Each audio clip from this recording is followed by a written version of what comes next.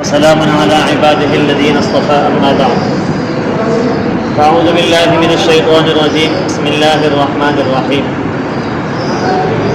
وإنه لتنزيل رب العالمين نزل به الروح الأمين على قلبك لتكون من المنذرين بلسان عربي مبين صدق الله العظيم. وقال النبي صلى الله عليه وسلم خيركم من تعلم القرآن وعلمه أو كما قال عليه الصلاة والسلام. وصدق رسوله النبي الكريم ونحن على ذلك لمن الشاهدين والشاكرين والحمد لله رب العالمين. انتہائی واجب الاحترام بزرگوں، دوستوں، بھائیوں، ویسے تو مجھے چاہیے تھا کہ میں اسپیکر میں بیان کرتا، لیکن پچھلے سال یہاں پر بیان ہوا تھا تو ساتھیوں نے کہا تھا کہ ہمیں کچھ سمجھ میں نہیں آیا تھا خاص، اس لیے میں نے ارادہ کیا کہ آج جو ہے نا بغیر اسپیکر کی بات کی جائے تاکہ سب کو سمجھ میں آ سکے. ماشاء اللہ بڑے خوشی کا مقام ہے، بڑے خوشی کا موقع ہے. آپ تمام حضرات کے چہروں پہ خوشی ہونی چاہیے. یہ بچی دیکھ کے ماشاء اللہ کتنی پیاری تیار ہو کے رہی ہے، دل خوش ہو رہے ہیں، واقعی لگتا ہے کہ ماشاء اللہ قرآن کی محفل میں آئی ہے. تو آپ تمام کے چہروں پہ خوشی ہونی چاہیے. یہ دفعہ مسکرا کے دکھائیے مجھے جی، آدھے کے چہرے مسکراہٹ ہو. اللہ کے نبی نے دعا دیا حق اللہ وسلم، اللہ تیرے چہرے کو، تیرے دانتوں کو ہمیشہ کھلائے رکھے. خوش رہنا، خوش ہونا، خوش طبیعت ہونا یہ اللہ تعالیٰ کی طرف سے ایک نعمت ہے. لا یرحم اللہ من لا یرحم الناس، جو لوگوں پر رحم نہیں کرتا، جو وہ غصہ رہتا ہے، غضب میں رہتا ہے، وہ شخص پریشان رہتا ہے. اللہ کے نبی کی خصوصیت یہ تھی فبما رحمۃ من اللہ لنت لهم، کہ اللہ کے نبی آپ پر اللہ کی رحمت ہے کہ آپ نرم خو ہیں، آپ نرم مزاج ہیں، آپ خوش مزاج ہیں. مگر میں جو پریشانی ہمارے نبی کو پر آئی ہے اگر ہمارے پر آتی ہے تو ہمارا کلیجہ پھٹ جاتا ہے. اتنا کچھ ہونے کے باوجود اللہ کے نبی مسکراتے ہیں، ہمیشہ مسکراتے ہیں. اس لیے خوش رہیں میرے بھائی، اور یقیناً آپ لوگ بہت خوش نصیب ہیں. آپ کی خوش نصیبی کا عالم یہ ہے کہ جو آپ کی نصیب ہے، جو تقدیر ہے نا، اس کے دروازے کھل چکے ہیں. وگرنہ آج کے اس پرفتن دور میں، آج کے اس فتنے فساد کے دور میں، جہاں ہر طرف فتنے پھیلے ہوئے ہیں، فساد مچا ہوا ہے، بے حیائی کا عروج ہے، فحاشی کا عروج ہے، گناہوں کا ماحول ہے، ہر طرف گناہوں کا ماحول ہے، گناہوں کے ایک سیلاب ہے. جہاں جھوٹ بولنے کو فخر کا ذریعہ سمجھا جاتا ہے، کسی مسلمان کو آپ دھوکہ دیں، اس سے مکاری کریں، فریب کریں، اسے سمجھدار سمجھا جاتا ہے. جو شراب پیے اسے فخر کا ذریعہ سمجھا جاتا ہے. جو کھلے عام گانے سنے اور کھلے عام گناہ کرے اسے فخر کا ذریعہ سمجھتا ہے. جو جھوٹ بولے، جو دغا دے، فریب کرے، یہ اچھا انسان ہے. جو گالی دے، گالم گلوچ کرے اسے بہادر سمجھا جاتا ہے، بھائی یہ روزگار بنتا ہے، یہ تو بدماش ہی بڑا. تو اس اتنے فتنے فساد دور میں اگر کوئی شخص نماز پڑھتا ہے یقیناً وہ اللہ کا ولی ہے. کوئی شخص روزے رکھتا ہے وہ اللہ کا ولی ہے. کوئی حج پر جاتا ہے، استطاعت ہے، وہ اللہ کا ولی ہے. کوئی نیکی کے راستے پر چلتا ہے وہ اللہ کا ولی ہے. کوئی نیکی کی دعوت دیتا ہے وہ اللہ کا ولی ہے. جو گناہوں سے بچتا ہے وہ اللہ کا ولی ہے. جو اپنی اولاد کو حلال کھلاتا ہے وہ اللہ کا ولی ہے. جو حرام سے بچتا ہے وہ اللہ کا ولی ہے. جو سیدھے راستے پر چلتا ہے وہ اللہ کا ولی ہے. تو اتنے فتنے فساد کے دور میں اگر کوئی شخص نیکی کر رہا ہے، نیکی کے راستے پر گامزن ہے، تو میرے بھائی یقیناً وہ اللہ کا ولی ہے، ولی اللہ ہے. اس دور میں جہاں اللہ کا نام لینا مشکل ہو گیا ہے، جہاں دین پر چلنا مشکل ہو گیا ہے، جہاں سنتوں کو زندہ کرنا مشکل ہو گیا ہے، جہاں خاندان والے باتیں سناتے ہیں، ناراض ہو جاتے ہیں، اس دور میں بھی کوئی شخص سنت کا زندہ ہے، نیکی کے راستے پر گامزن ہے، وہ اللہ کا ولی ہے. میرے بھائی آپ خوش نصیب ہیں کہ آپ کو رمضان کا مہینہ ملا، آپ نے روزے رکھے اور آپ کو آپ کھڑے ہوئے تراویح پڑھ رہے، آپ خوش نصیب ہیں. آپ سے بڑا کوئی خوش نصیب نہیں اس دنیا پر. اللہ کے نبی جو تمام انبیاؤں کے سردار ہیں، اللہ کے نبی جو امام الانبیاء ہیں، جن کو اللہ نے دین دیا، کو اللہ تعالیٰ نے کتاب دی، جن کو اللہ تعالیٰ نے ہدایت کے لیے بھیجا، اسلام کے لیے بھیجا، مسلمانوں کے لیے بھیجا، وہ اللہ کے نبی سے اللہ تعالیٰ فرماتے ہیں قرآن پاک میں فَإِذَا فَرَغْتَ فَانصَبْ وَإِلَىٰ رَبِّكَ فَارْغَب، جب دن بھر تمام مشاغل سے آپ فارغ ہو جائیں تو رات میں آپ اپنے رب کی طرف متوجہ ہو جائیں۔ اب نبی کے دن کی مشغولیت کیا تھی کہ اپنی اولاد کے لیے کیا رزق کماتے تھے، کیا کاروبار کرتے تھے؟ نہیں میرے بھائیوں، وہ تو دن بھر بھی دین کے کاموں میں لگے رہتے تھے، وہ تو آپ کی اور میری فکر کرتے تھے، ہمارے نسلوں کی فکر کرتے تھے، وہ تو دین کا کام کرتے تھے، لیکن اس کے باوجود اللہ نے فرمایا کہ رات کو میرے ساتھ ناز و نیاز کیا، مجھ سے باتیں کیا کر، خود سے کیا کر۔ تو صحابہ کرام فرماتے ہیں اور اللہ کے نبی کے گھر والے فرماتے ہیں کہ اللہ کے نبی جب نماز پڑھتے تھے تو نماز کو اتنا لمبا کرتے تھے، رکوع کو سجدوں کو، کہ آپ صلی اللہ علیہ وسلم کے پاؤں مبارک میں ورم آ جاتا تھا، پاؤں مبارک سوج جاتے تھے۔ آج ہماری حالت یہ ہے کہ امام صاحب تراویح پڑھا رہا ہے، ہم کہتے ہیں رکوع کب ہوگا تو ہمیں شامل ہو جاؤں یا پیچھے بیٹھ کے میں گپ شپ لگا لوں، اور ایک رب اللہ کے نبی ہیں، اتنے لمبی لمبی نمازیں، اتنے لمبے لمبے رکوع، اتنے لمبے لمبے سجدے کہ پاؤں مبارک پر ورم آ جاتے تھے۔ تو صحابہ کرام درخواست کرتے اللہ کے نبی آپ تو بخشے بخشائے ہیں، یہ دنیا تو بنی ہے آپ کے لیے، یہ سب کچھ تو ہے آپ کے لیے، اللہ کے بعد آپ کا مرتبہ ہے، آپ کا مقام ہے، آپ اتنی تکلیف کیوں برداشت کرتے ہیں، اتنی لمبی نمازیں کیوں پڑھتے ہیں، اتنے اپنا کو تکلیف کیوں اٹھاتے ہیں، کیوں پاؤں مبارک اپنے سجاتے ہیں؟ آپ تو بخشے بخشائے ہیں، آپ کو ضرورت نہیں ہے، آپ یہ سب کچھ نہ بھی کریں تب بھی آپ بخشے بخشائے ہیں۔ تو میرے بھائی اللہ کے نبی کیا جواب دیتے؟ جواب سننے کا میرے بھائی، اللہ کے نبی فرماتے تھے کیا میں اپنے رب کا شکر گزار نہ بنوں، کیا میں اپنے رب کا شکر گزار نہ بنوں جس نے مجھے نبوت نصیب فرمائی، رسالت نصیب فرمائی؟ ان کا جواب ہے اللہ تعالیٰ میں شکر گزار بندہ بنوں۔ تو میرے بھائی اگر ہم بھی کوئی نیکی کر رہے ہیں، کوئی اچھا کام کر رہے ہیں تو ہم بھی اللہ تعالیٰ کے شکر گزار بنے، اللہ کا کمال ہے، اس میں ہماری کوئی خاصیت نہیں ہے، نہ بھی ہماری فضیلت ہے۔ بہت سارے لوگ ایسے بھی ہوں گے جو ہم میں صحت میں بھی اچھے ہوں گے، طاقت میں بھی اچھے ہوں گے، دولت کے اعتبار سے بھی اچھے ہوں گے، حسب و نسب کے اعتبار سے بھی اچھے ہوں گے، عہدوں پر بھی ہوں گے، سب کچھ ہوں گے، کاروبار بھی ہوگا، بینک بیلنس بھی ہوگا، بنگلے بھی ہوں گے، گاڑیاں بھی ہوں گی، ان کا دل بھی چاہتا ہوگا کہ ہم تراویح پڑھیں، ہم روزے رکھیں، میرے بھائی نصیب نہیں۔ وہ چاہتے بھی ہوں گے کہ ہم چاہتے ہیں تراویح پڑھ لیں، 20 رکعت ہم پڑھ لیں، لیکن نصیب نہیں میرے بھائی، آپ کو نصیب نہیں۔ یہ اللہ کا فضل ہے، اللہ کا فضل اگر نہ ہوتا نا ہم میں سے کوئی مسجد میں نہیں آ سکتا، ابھی دن کی بات سنیں۔ اس نے اللہ بات فرماتے ولولا فضل اللہ علیک ورحمتہ لہمت طائفہ ولولا فضل اللہ علیکم ورحمتہ وان اللہ رؤوف رحیم ولولا فضل اللہ علیکم ورحمتہ وان اللہ تواب حکیم۔ تو میرے بھائی اللہ کے فضل سے سب کچھ ہوتا ہے، تو آپ اللہ تعالیٰ کا شکر ادا کریں، اللہ جیسا ماحول اللہ آپ نے ہمیں نصیب فرمایا کہ ہم نے دن میں روزے رکھے، رات میں ہم تراویح بھی پڑھی، ہم اللہ تعالیٰ کے شکر گزار بندے بنے۔ اور میرے بھائیوں یہ تراویح میں قرآن پاک سنانا کوئی آسان کام نہیں ہے، یہ جو حافظ قرآن سنا رہا ہے، جو عالم دین سنا رہا ہے، اس سے آپ پوچھو یہ جو جگہ ہے اس کو کہتے ہیں محراب،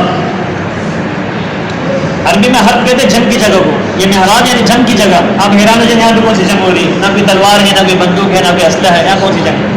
میرے بھائی یہاں شیطان اور امام کی جنگ ہے۔ شیطان کو پتا اگر میں نے امام کو قابو کر لیا، مجھے جتنے لوگ کھڑے ہیں سارے میرے قابو میں آ جائیں، اگر امام مجھ سے قابو نہیں ہوا یہ لوگ مجھ سے کبھی قابو نہیں کر سکتے۔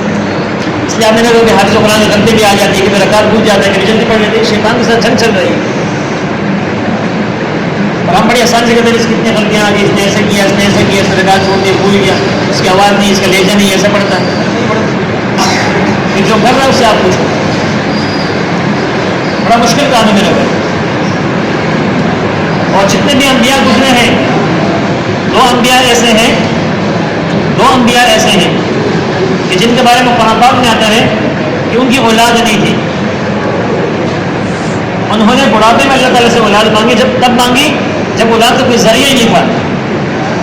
حضرت زکریا علیہ السلام جن کے ذمے کفالت تھی حضرت مریم علیہ السلام کی، جب وہ ان کے پاس جاتے تھے تو دیکھتے تھے بغیر موسم کے پھل پڑے تھے، تو وہ سوال کرتے تھے قالت یا مریم انا لک ھذا قال یا مریم انا لک ھذا، یہ پھل کہاں سے آ گئے؟ تو وہ کہتے قالت هو من عند اللہ ان اللہ یرزق من یشاء بغیر حساب۔ تو زکریا نے کہا جب اللہ تعالیٰ بغیر موسم کے پھل دے سکتا ہے تو مجھے اولاد بھی نہیں دے سکتا۔ انہوں نے اللہ سے دعا کیا رب انی وہن العظم کہ اللہ میری ہڈیاں کمزور ہو گئی ہے، واشتعل الرأس شیبا، میرے بال سفید ہو گئے ہیں، ولم اکن بدعائک رب شقیا، لیکن میں آپ سے مایوس نہیں ہوں۔ اللہ میں آپ سے سوال کرتا ہوں رب ہب لی من لدنک ذریۃ طیبہ انک سمیع الدعاء۔ اور دوسرا حضرت ابراہیم علیہ السلام بڑھاپے میں پہنچ چکے ہیں، فرشتوں نے آ کے خبر دی کہ آپ کی اولاد ہوگی۔ عورت جو ہے وہ دروازے میں کھڑی باتیں سن رہی تھی، وہ بڑی حیران ہوئی، الید وانا عجوز وہذا بعلی شیخ، اب میں بوڑھی ہو چکی ہوں، اب میں بچے جنوں گی، وہذا بعلی شیخ، میرے شوہر بوڑھے ہو چکے، ان ھذا لشیء عجیب، یہ بڑی عجیب بات ہے۔ وہاں سے جواب ہے قالوا تعجبین من امر اللہ، فرشتوں نے اللہ تعالیٰ کی رحمت سے آپ تعجب کرتی ہو؟ تو میرے بھائی اللہ کے 2 نبیوں نے اولاد مانگی، اس کا مطلب ہے اولاد کیا ہے؟ اللہ پاک کی بڑی نعمت ہے، اللہ تعالیٰ کی بڑی نعمت ہے اولاد۔ لیکن کون سی اولاد؟ جو اولاد نیک، جو اولاد نیک ہو، جو صالح ہو، جو دنیا میں بھی ماں باپ کا فرما بردار ہو، ماں باپ کے مرنے کے بعد جو سلام بلند کرے، یہ اولاد ہے، ایسی اولاد مانگی ہے، اللہ نے ایسی اولاد دی بھی۔ میرے بھائی جن کی اولاد ہے وہ اللہ تعالیٰ کا شکر ادا کرے، اللہ تعالیٰ الحمدللہ ہماری اولاد ہے، اور جن کی اولاد نہیں ہے پھر بھی دعا میں بتا دوں کہ نصیب فرمائے، اور جن کی اولادیں ہیں تو میرے بھائی ان کی تعلیم و تربیت آپ پر ضروری ہے۔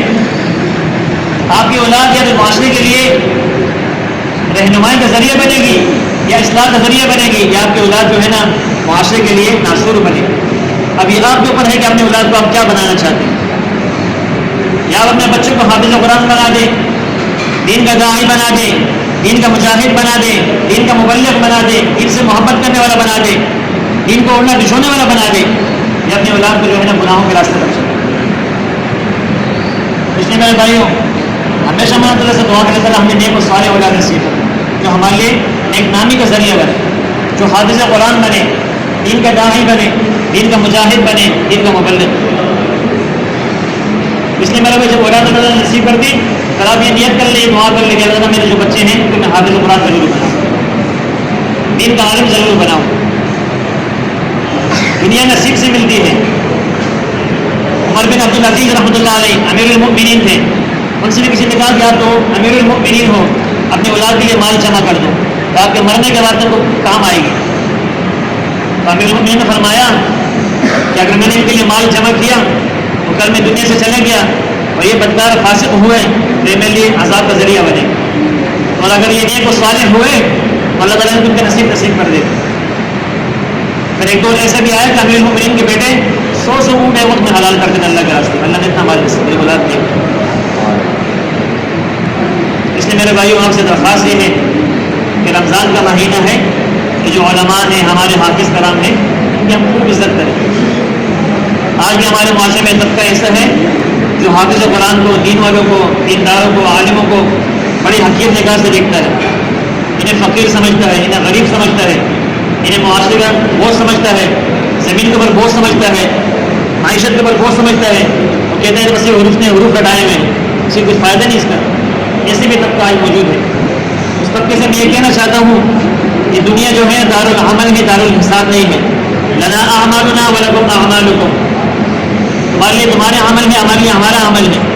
لکم دینکم ولی دین، تمہارے لیے تمہارا راستہ ہے، ہمارے لیے ہمارا راستہ ہے۔ لیکن جب قیامت والے دن میدان حشر جب سجے گا، انبیاء بھی موجود ہوں گے، علماء بھی موجود ہوں گے، کفار بھی موجود ہوں گے، اللہ تعالیٰ فرمائے گا حافظ قرآن سے کہ میرے بندے، یہ میرے قرآن کے پڑھنے والے، یہ میرے قرآن پاک کو سنانے والے، یہ میرے قرآن کو سننے والے، جنت کے 8 دروازے تیرے لیے کھلے، جس دروازے تو چاہتا ہے داخل ہو جا۔ لیکن حافظ قرآن کیا کہے گا اللہ تعالیٰ میں کیسے جنت میں چلے جاؤں؟ سامنے میں کچھ لوگوں کو دیکھتا ہوں جن میں میرے اپنے گھر کے افراد کے لوگ بھی ہیں، میرے رشتہ دار و اقارب بھی ہیں، میرے محلے والے بھی ہیں، میرے جان پہچان والے بھی ہیں، میرے برادری کے لوگ بھی ہیں، ان کے لیے آپ نے جہنم کا فیصلہ کر دیا اور میرے جنت کا فیصلہ کر دیا۔ اللہ میں کیسے جنت میں چلے جاؤں؟ یا تو آپ ان کو میرے ساتھ جنت میں بھیج دیجیے یا پھر مجھے ان کے ساتھ جہنم میں بھیج دیجیے۔ اللہ تعالیٰ فرمائے گا کہ حافظ قرآن آنکھیں کھول، یہ وہی لوگ ہیں جو تجھے حقیر سمجھتے تھے، جو تجھے فقیر سمجھتے تھے، تجھے غریب سمجھتے تھے، تجھے حقارت کی نظر سے دیکھتے تھے، تو یہ ترقی کہتے تھے یہ ہماری ترقی پر رکاوٹ کا ذریعہ ہمارے لیے بنے۔ ترقی پہچان ان لوگوں کو یہ تو دنیا میں تیرے بدخواہ تھے، آج تو ان کی فکر لگی ہوئی ہے۔ تو آپ غلام فرمائے اللہ تعالیٰ جیسے بھی تھے میرے پیارے تھے، میرے پہچان والے تھے، یا تو آپ ایسا کریں کہ ان کو میرے ساتھ جنت میں داخل کر دیں، یا پھر مجھے ان کے ساتھ جہنم میں ڈال دو۔ اللہ تعالیٰ فرمائیں گے میں تجھے کیسے جہنم میں ڈال دوں؟ تیری یہ آنکھیں میرا کلام دیکھتی تھی، تیری یہ کان میرا کلام سنتی تھی، تیری یہ زبان میرا کلام پڑھتی تھی، تیرا یہ پورا جسم میرے کلام کے مطابق زندگی گزارتا تھا، اس جسم کو میں کیسے آگ میں ڈالوں؟ یہ مجھ سے نہیں ہو سکتا۔ ہاں البتہ تیری سفارش میں قبول کرتا ہوں، ان میں جو تجھے پسند ہے ان کے سر کے اوپر ہاتھ رکھنا تیرا کام ہے، ان کو جنت میں داخل کرنا میرا کام ہے۔ یہ وہ حافظ قرآن جو آپ کو وہاں کام آئیں گے۔ کہاں کام آئیں گے؟ یوم یفر المرء من اخیہ، کہ آپ کا بھائی آپ سے بھاگے گا، قوم میں ہی آپ کی ماں آپ سے بھاگے گی، وہ بھی آپ کا باپ آپ سے بھاگے گا، وہ صاحبتی بیوی آپ کے بھاگے گی آپ سے، وہ بنے آپ کے بچے بھاگیں گے آپ سے۔ لکل امرئ منہم یومئذ شأن یغنیہ، ہر بندہ اپنی حالت میں نفس نفسی میں ہوگا، وہاں یہ حافظ قرآن آپ کے کام آئیں گے۔ اس لیے ان کی عزت کریں، ان کا احترام کریں، ان کا خیال رکھیں۔ ان کی عزت آپ کریں گے، اس کے احترام کریں گے، اس کے بدلے میں اللہ تعالیٰ آپ کی اولاد کو حافظ قرآن بنائے گا، آپ کی اولاد کو دین کا عالم بنائے گا، اللہ تعالیٰ سے دین کا کام لے گا۔ اس لیے میرے بھائی تمام جتنے بھی لوگ یہاں پر بیٹھے ہیں تو میرے سب یہ پیغام ہے کہ آپ یہاں سے یہ ارادہ کریں کہ ہم کوشش کریں کہ ہمارے تمام بچے حافظ قرآن بنیں۔ تمام نہ بس ایک بچے تو انشاءاللہ ہمارا حافظ قرآن بنے گا، نہیں بنے گا؟ ارادہ کرتے نہیں کرتے؟ میرے بھائی رمضان کا مہینہ آخری بات کر کے بات ختم کر۔ آخری بات یہ ہے کہ بخاری شریف کی حدیث ہے، ایک شخص فوت ہو گیا، اسے جہنم میں ڈال دیا۔ ایک شخص نے اس کو خواب میں دیکھا کہ اس شخص کو جہنم میں ڈال دیا گیا، تو فرشتہ نظر یہ اللہ تعالیٰ اس کو آپ بخش دیں، اس کو معاف کر دیں۔ اللہ نے فرمایا کہ میں اس کو بخش دیتا، یہ مسلمان ہے، میں اس کو معاف کر دیتا، لیکن اس نے اپنی پوری زندگی میں اگر ایک بار بھی یہ کہا ہوتا رب اغفر لی، یا اللہ میری بخشش فرما، ایک بار بھی اگر کہا ہو، اس ظالم نے ایک بار بھی نہیں کہا، ایک بار بھی اپنی یہ دعا نہیں، ایک بار بھی نہیں کہا۔ اگر اس نے ایک بار بھی کہا ہوتا رب اغفر لی تو میں اس کو بخش دیتا۔ تو میرے بھائی آخری جو عشرہ ہے یہ بخشش کا ذریعہ ہے، نجات کا ذریعہ ہے۔ ایک بار تمام لوگ مل کے کہہ دیں رب اغفر لی، جو مغفرت کرنا کہ اللہم اغفر لی، اونچی آواز ہے رب اغفر لی، اللہم اغفر لی۔ اللہ تعالیٰ میری بھی اور آپ کی بھی بخشش فرمائے، ہمیں جہنم کے عذاب سے اللہ تعالیٰ حفاظت فرمائے، جنت داخلہ اللہ تعالیٰ ہمیں نصیب فرمائے۔ میں دل کی گہرائیوں سے حضرت مولانا محمد وقاص صاحب کا شکریہ بھی ادا کرتا ہوں، ان کو مبارکباد پیش کرتا ہوں، تمام اہل محلہ کا بھی شکریہ ادا کرتا ہوں کہ آپ تشریف لائے، آپ یہاں پر بیٹھے، آپ نے بات سنی، آپ نے عزت دی۔ اللہ تعالیٰ کو دنیا آخرت میں بہترین بدلہ نصیب فرمائے۔ واقعہ الحمد للہ۔